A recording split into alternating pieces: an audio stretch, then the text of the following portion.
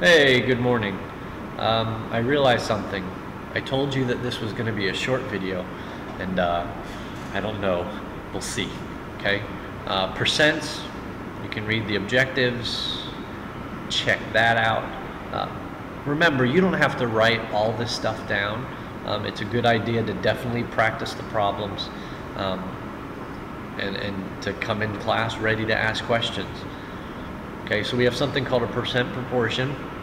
If the sentence says A is P% of B, A is the part, you see it goes on top, and B is the base, you see it goes underneath, and then P is the percent. Okay.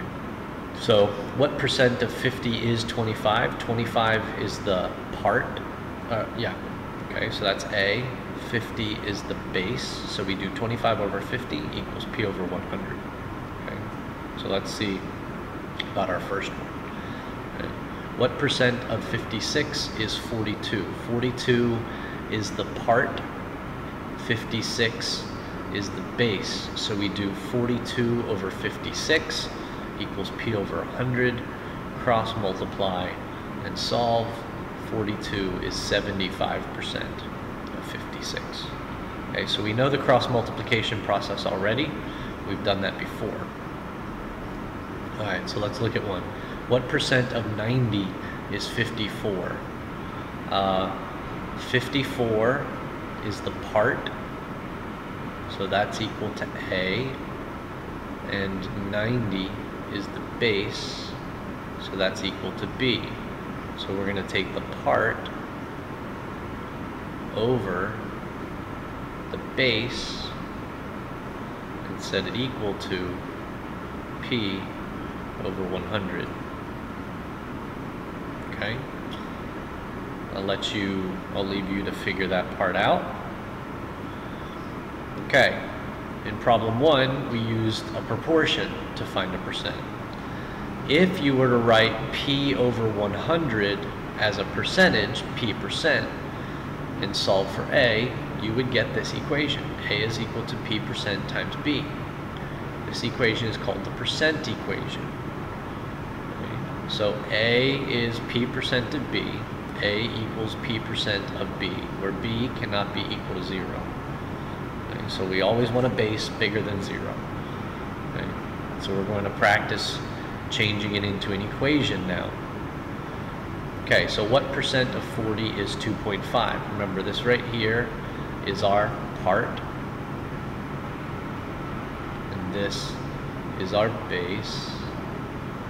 So we're going to take our part is equal to our percent times our base.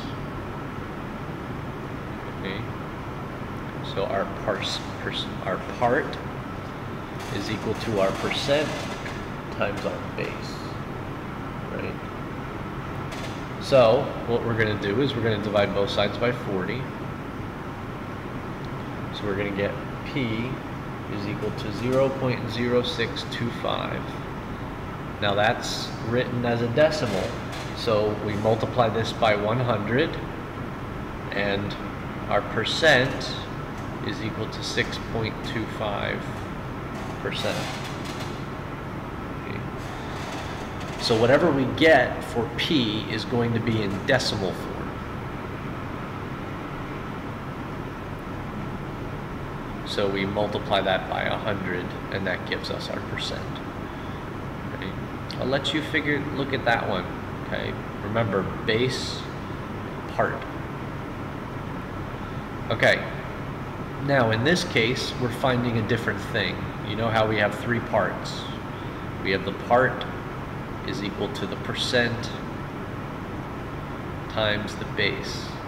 All of those previous examples were missing the percent. Now we're missing the part. So a dress shirt that normally costs $38.50 is on sale for $30. So this is the base, because this is the normal cost. So we're going to have A is equal to the percent times 38.50. Okay. Now, we always change this into a decimal, so don't ever multiply by 30. You're going to get totally confused. Okay, so A is equal to $11.55. Now that is not the final price. That is the discount. Okay, so we have to take $38.50, which is the normal price, minus the discount. And that is going to give us our final price. This is the sale price. Okay. So in this case, when we figure out what is this number right here, this is the normal total cost. So that's always going to be the base. The base is always a larger number than the part, unless the percentage is over 100. Okay. So let's look at the next one. Finding a base. 100 per 25% of what number is 17.5? So this right here is the part. So 17.5 is equal to 125% times B, the base. Okay, so I rewrite this as 1.25 times B. I divide both sides by 1.25 because I want to find out what B is. B is equal to 14. Okay, so you notice I just said that the part is always smaller than the base unless the percent is over 100. Look at that, the base is smaller than the part. I like how I predict things like that. Okay. Now, one way that we can use the percent equation or the percent proportion in real life is through something called simple interest. Okay. Okay, and we have this formula, I is equal to P times R times T. I is the interest.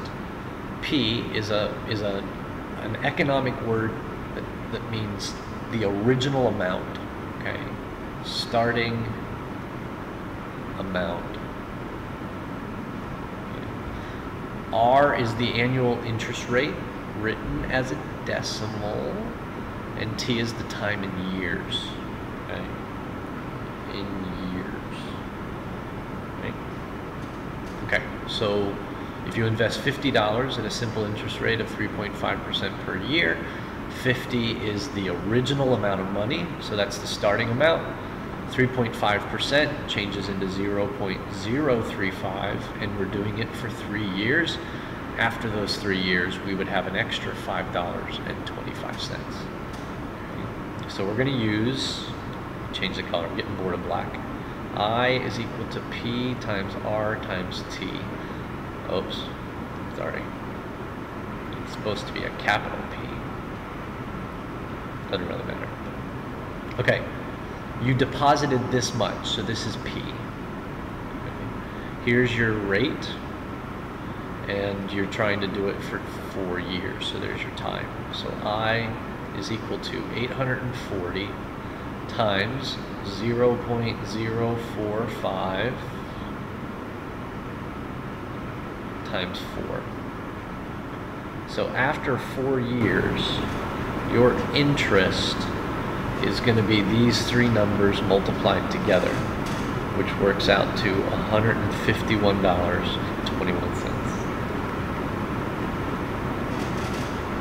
$151.21. It's not a bad chunk of money to be able to say, hey, I didn't do anything with it. The problem is that you're not going to get an interest rate of 4.5. Okay, last slide. Here's a